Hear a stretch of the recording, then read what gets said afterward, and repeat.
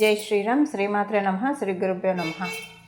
2024 సంవత్సరము జనవరి మాసంలో పక్ష ఫలాలు అంటే జనవరి 16వ తారీఖు నుంచి జనవరి 31వ తారీఖు 2024 సంవత్సరం ద్వాదశ రాశుల వాళ్ళకి ఎలా ఉండబోతున్నాయి, ఈ పక్షము ఎలా ఉండబోతుందన్న విషయాన్ని మనం తెలుసుకుందాం.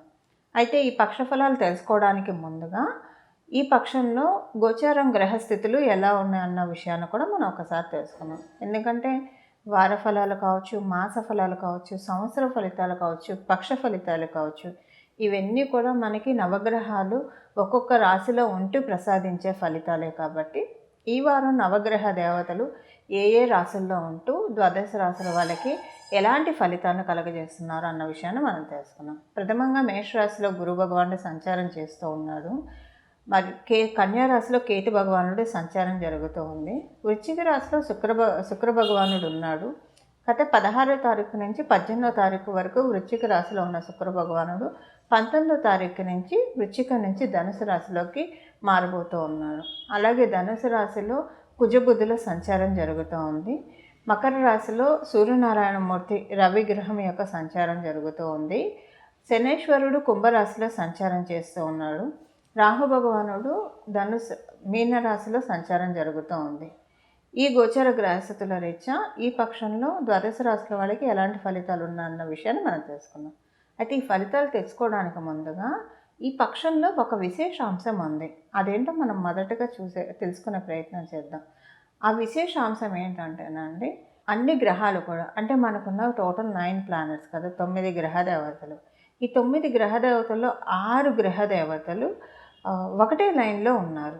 ఆ లైన్ ఏంటో మనం చూద్దాం. ధనుసు రాశి మొదలుకొని మీనరాశి వరకు కూడా గ్రహాలు మొత్తం ఆకుపై ఉన్నాయి.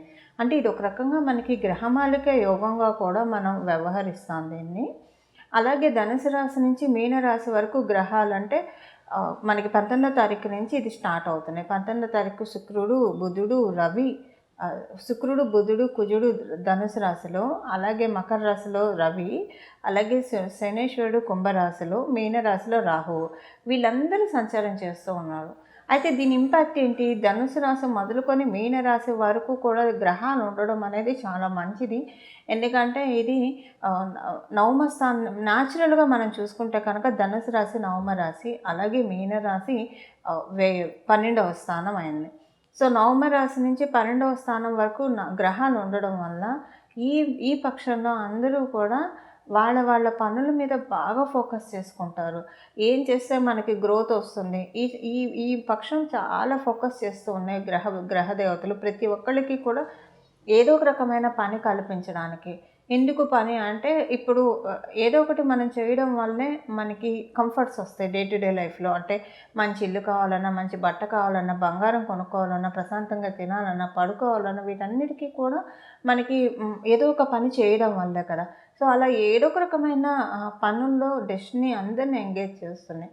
దానివల్ల మన పనులన్నీ మనం సత్వరంగా మనం పూర్తి చేసుకోవడానికి అవకాశం ఉంటుంది. అలాగే ఇవన్నీ జరిగాక ఆఖరిలో మనం మోక్షానికి వెళ్ళాలని చెప్పి కేతు భగవానుడు సూచిస్తున్నాడు. కాకపోతే మోక్షం అనేది అంత తేలిగ్గా జరిగే పని కాదు. కానివ్వండి, ముందు మనకున్న కష్టాల నుంచి మనం ముక్తి పొందడం కూడా మోక్షమే కదండి. మనకి ఏదైనా ఇప్పుడు ఫైనాన్షియల్గా ట్రబుల్లో ఉన్నారనుకోండి, దాని నుంచి బయటపడటం, ఆ సమస్య నుంచి బయటపడటం మోక్షం కదా. ఇలా మనకి ఏ సమస్య ఉంటే దాంట్లోంచి మనల్ని బయటపడేసే పనిలో గ్రహదేవతలు ధనుసు రాశి నుంచి మీనరాశి వరకు కూడా 19వ తారీఖు నుంచి 31వ తారీఖు వరకు సంచారం చేస్తూ ఉన్నారు. అసలు ఏ ఫలితాన్ని ఇస్తున్నారు, ఏ సమస్యల నుంచి ఎవరెవరిని బయటపడేస్తున్నారు అన్న అంశాన్ని ఇప్పుడు మనం తెలుసుకునే ప్రయత్నం చేద్దాం. మేషరాశి, మేష లగ్నంలో పుట్టిన వాళ్ళకి ఈ పక్ష ఫలితాలు తెలుసుకుందాం. ఈ పక్షంలో కుజ భగవానుడు మీకు నవమ స్థానంలో సంచారం చేస్తూ చాలా సంతృప్తిని అందజేస్తూ ఉన్నాడు. అందులో శుక్ర భగవానుడు కూడా ధనుసు రాశిలోకి ఆయన 19వ తారీఖు నుంచి వస్తున్నాడు. ఆల్రెడీ బుధ భగవానుడు సంచారం చేస్తూ ఉన్నారు. మీ మాటకి మంచి గుర్తింపు వస్తుంది. మీ మాటకి విలువ ఇచ్చేవాళ్ళు పెరుగుతారు. మీ మాట అంటే ఇప్పుడు మాటకి విలువ వల్ల మీ గురించి చాలామందికి చెప్పడము, దాని ద్వారా ఏంటంటే మీకు ఒకవేళ మీరు ఉద్యోగస్తులైతే మీరు బాగా పనిచేస్తున్నారని మీ చుట్టూ ఉన్న కొలీగ్సే అందరూ వాళ్ళు చర్చించుకోవడం, అది మీ పై అధికారుల దాకా వెళ్ళడము, దాని ద్వారా మీకు మంచి గుర్తింపు రాణింపు రావడానికి అవకాశం ఉంటుంది. ఇలా నేను ఉదాహరణకి చెప్తున్నా. అదే మీరు వ్యాపారస్తులైతే కనుక మౌత్ పబ్లిసిటీ ద్వారా మీ వ్యాపారం స్ప్రెడ్ అవ్వడము, దాని ద్వారా మీకు ఇంకా కొన్ని బిజినెస్ ఆపర్చునిటీస్ జనరేట్ అవ్వడానికి వీటన్నిటికీ కూడా చాలా అనుకూలంగా ఉంది. మీరు కనుక వ్యవసాయం చేస్తుంటే కనుక, సేద్యం చేస్తుంటే అది ఏ రకమైన పంట సాగు కావచ్చు, జనరల్గా ఏదైనా కాయగూరలు పండించే వాళ్ళు కావచ్చు, నర్సరీ బిజినెస్లు జరుపుకునే వాళ్ళు కావచ్చు, ఒకవేళ కనుక మీరు కనుక మేషరాశి మేష లగ్నంలో పుట్టి ఉంటే కనుక మీ అందరికీ కూడా చాలా అనుకూలమైన సమయంగానే ఈ పక్షం పరిగణింపబడుతూ ఉంది. అలాగే ఉద్యోగస్తులకి, వ్యాపారస్తులకి చాలా బాగా ఉంది. విద్యార్థినులకి ప్రత్యేకించి చాలా అంటే చాలా మంచి శుభ సమయము.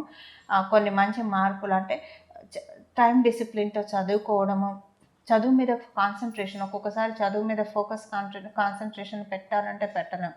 కానీ ఈ పక్షంలో దానికి అవకాశం చాలా బాగా ఉంది. చదువు మీద బాగా ఫోకస్ పెట్టడానికి అవకాశం చాలా బాగా ఉంది. మీరు కనుక ఎండోమెంట్ డిపార్ట్మెంట్‌లో పనిచేస్తూ ఉన్నా, గ్రంథాలయాలు నడుపుతూ ఉన్నా, లేదా టీచింగ్ సంబంధించిన రంగాల్లో ఉన్నా కూడా మీ అందరికీ కూడా చాలా మంచి ఆస్ట్రాలజీలో ఉన్నా, లేదా వాస్తులో ఉన్నా మీ అందరికీ కూడా చాలా మంచి శుభ సమయం ఈ ఈ ఈ పక్షం అని చెప్పడంలో ఏమాత్రం సందేహం లేదు. చూశారు కదండి, మీ రాశి మీ లగ్నంలో పుట్టిన వాళ్ళకి ఈ పక్షంలో వచ్చే ఫలితాలు. అయితే మనం పరిహారం తెలుసుకోవడానికి ప్రయత్నిద్దాం. ద్వాదశ రాశుల వాళ్ళందరికీ కూడా ఒకటే పరిహారం ఉంది ఈ పక్షంలో. అదేంటో మనం తెలుసుకుందాం. అసలు ఈ పరిహారము చెప్పడానికి కారణం ఏంటో కూడా నేను మీకు ఇప్పుడు చెప్తాను. శుక్ర భగవానుడు 19వ తారీఖు నుంచి ధనుసు రాశిలో ప్రవేశిస్తూ ఉన్నాడు. మరియు ఈ పక్షమంతా 31వ తారీఖు వరకు కూడా మనకి ధనుసు రాశిలోనే ఆయన ఉంటాడు. అయితే శుక్ర భగవానుడు ఈయన గురు భగవాను, ఈయన గురువే, దైత్య గురువు. అలాగే గురు భగవానుడు కూడా దేవతల గురువు. దేవతల గురువు రాసైన ధనుసు రాశిలోకి శుక్ర భగవానుడు వస్తున్నాడు.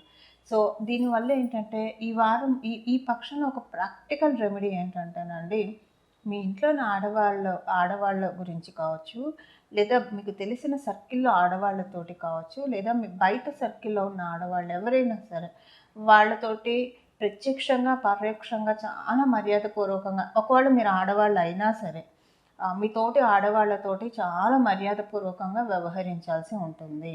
ఎందుకంటే ధనుసు రాశిలో శుక్ర భగవానుడి సంచారము మన ఫేట్ని డిసైడ్ చేస్తున్నాయి. సంవత్సరంలో ఒక్కసారి ధనుసు రాశిలోకి శుక్ర భగవానుడు రావడం అన్నది జరుగుతూ ఉంటుంది.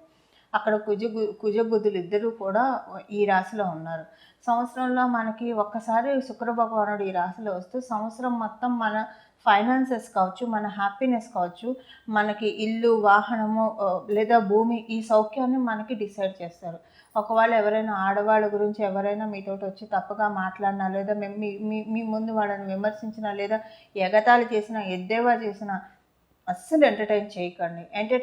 ఒకవేళ మీరు కట్ చేయలేని పరిస్థితి, ఒకవేళ వాళ్ళు ఏమన్నా అఫెండ్ అవుతారేమో అనుకుంటే సైలెంట్గా ఉండిపోండి. మీరు దానికి వెయిట్ ఇవ్వకండి. ఇది ప్రాక్టికల్ రెమెడీ. అన్ని వేళలా మనకి మంత్రాలు లేదా ఏదైనా పూజలు, హోమాలు ఇలానే ఉండవు. కొన్నిసార్లు ప్రాక్టికల్ రెమెడీస్ చాలా బాగా, అంటే మనం మంత్రాలు చదివినా, పూజలు చేసినా, హోమాలు చేసినా, ఇలాంటి చిన్నవి మనకి తెలియక చేసినా, సరదాగా కూడా కొన్నిసార్లు చేస్తాం. ఒకళ్ళ గురించి వాళ్ళ ఆప్షన్స్లో ఏదో సరదాగా మాట్లాడుకుంటూ ఉంటాం. అవన్నీ నేచర్ క్యాప్చర్ చేస్తూ ఉంటుంది. ప్రత్యేకించి ఆడవాళ్ళ గురించి ఈ పక్షం రోజులు అట్లీస్ట్ ఎప్పుడు కూడా అలా ఉంటే మంచిది. కనీసం ఈ పక్షం రోజులు వాళ్ళు ప్రత్యక్షంగా కావచ్చు, పరోక్షంగా కావచ్చు, వాళ్ళని మీరు ఆడవాళ్ళైనా సరే, మగవాళ్ళైనా సరే విమర్శించడం కానివ్వండి, లేదా ఎగతాళిగా ఇప్పుడు వాళ్ళ గురించి ఏదైనా ఫన్గా మాట్లాడుకోవడం కానివ్వండి, ఇలాంటివి ఏమీ చేయకుండా ఉంటే కనుక ఈ సంవత్సరం అంతా కూడా, అంటే ఈ పక్షం ఇలా చేయడం వల్ల, ధనుసు రాశి అంటే ధర్మరాశి, మనకి నవమస్థానం జనరల్గా ధనుసు రాశిలో శ్రీ మహాలక్ష్మి అమ్మవారు ఉంటుంది. అమ్మవారికి ఇష్టమైన రాశి. అమ్మవారికి ఇష్టమైన పనులు ఏంటంటే ఒకళ్ళ గురించి విమర్శంగా మాట్లాడుకోవడం, పరుషంగా మాట్లాడుకోవడము, గొడవలు పడడము, ఒకళ్ళని ఎగతాళి చేయడము, లేదంటే ఒకళ్ళని తీసేసినట్టు మాట్లాడడం, ఒకళ్ళని చిన్న చూపు చూడటము, ఇవన్నీ కూడా శ్రీ మహాలక్ష్మి అమ్మవారికి ఇష్టం లేని పనులు. సో అమ్మవారు, శుక్ర భగవానుడు అంటేనే అమ్మవారు.